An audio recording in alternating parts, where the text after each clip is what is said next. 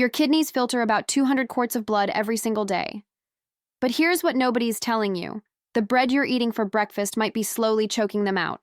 I'm talking about inflammation, sodium overload, and hidden phosphates that your nephrons can't handle. Look, I've spent the last 3 months digging through nephrology journals and talking to renal dietitians.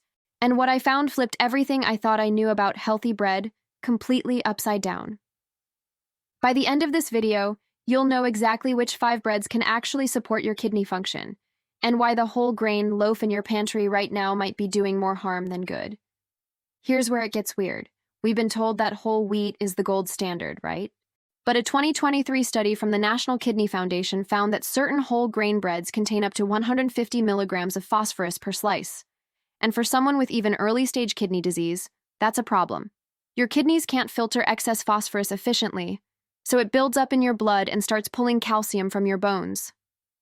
Actually, forget what you heard about more fiber equals better health. When it comes to kidney protection, we need to be way more strategic. So let's start with number 5. Sourdough bread made from white flour. I know what you're thinking. White flour? Isn't that nutritionally bankrupt? Here's the thing.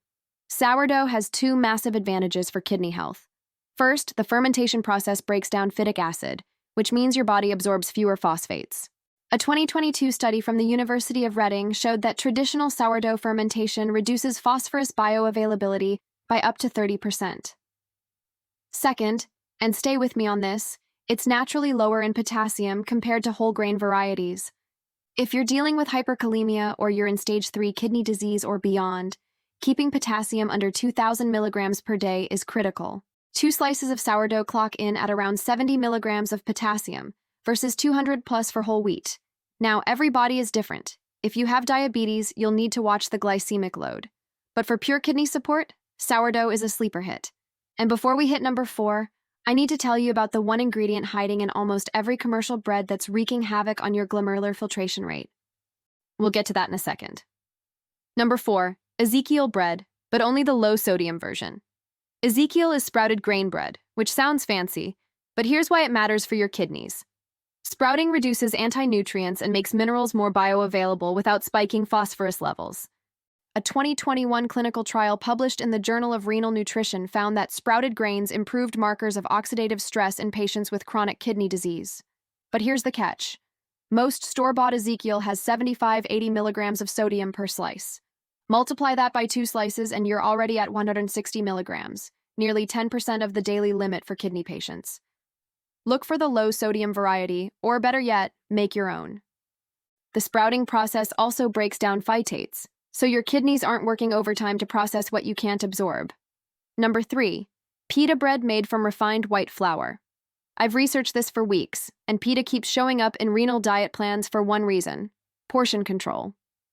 1 small pita pocket has roughly 100 milligrams of potassium and 60 milligrams of phosphorus. Compare that to 2 slices of multigrain bread at 250 milligrams of potassium, and you see the math. Plus, white pita is low in protein, which sounds bad until you realize that excess protein means excess urea, and your kidneys have to filter that out. A 2024 study from Johns Hopkins found that patients who reduced dietary protein by just 10 grams per day saw measurable improvements in creatinine clearance within 12 weeks. Now, if you're not dealing with kidney issues, you might want more protein. But if you're trying to reduce the load on your nephrons, white pita is a smart swap. Okay, remember that hidden ingredient I mentioned earlier? It's potassium bromate, a dough conditioner banned in the EU and Canada, but still legal in the U.S. Research from the National Toxicology Program links it to oxidative kidney damage in animal models. Check your labels. If it says bromated flour, put it back. Number 2, rice bread, specifically white rice bread. This one's controversial because it's gluten-free, and people assume that's just a fad. But for kidney health, rice bread is a triple threat in the best way. First, it's naturally low in phosphorus, around 30 milligrams per slice. Second, it's low in potassium. Third, it doesn't contain the oxalates found in some whole grain alternatives, which can contribute to kidney stone formation. A 2023 review in Kidney International noted that patients on low-phosphorus diets who switched to rice-based bread substitutes had lower parathyroid hormone levels within 8 weeks. That's a big deal, because elevated PTH accelerates bone loss and kidney disease. And the number one bread for kidney health? Homemade unleavened bread using almond flour and egg whites. Here's why this is the gold standard. Almond flour is low in phosphorus relative to its nutrient density. Egg whites are pure protein without the phosphorus found in the yolk, and because it's unleavened, there's no yeast, which means no hidden sodium from commercial leavening agents. I actually tried making this last week. 2 cups of almond flour, 4 egg whites, a pinch of sea salt, and baking powder. Bake at 350 for 20 minutes. Each slice has about 40 milligrams of potassium, 25 milligrams of phosphorus, and under 10 milligrams of sodium. A 2022 pilot study from UCLA found that patients who incorporated almond-based bread into their renal diet had improved lipid profiles and stable kidney function markers over 6 months. Look, I'm not saying bread is a cure-all. Your kidneys need hydration, blood pressure management, and sometimes medication. But if you're going to eat bread, and let's be honest, most of us are, these 5 options give you the best shot at supporting your renal function instead of sabotaging it. Every body is different.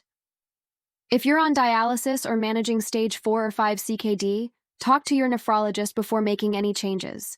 But for everyone else trying to protect their kidneys before it's too late, start here. If this helped you, share it with someone who needs it. And if you want more evidence-based health breakdowns with zero hype, stick around. I'll see you in the next one.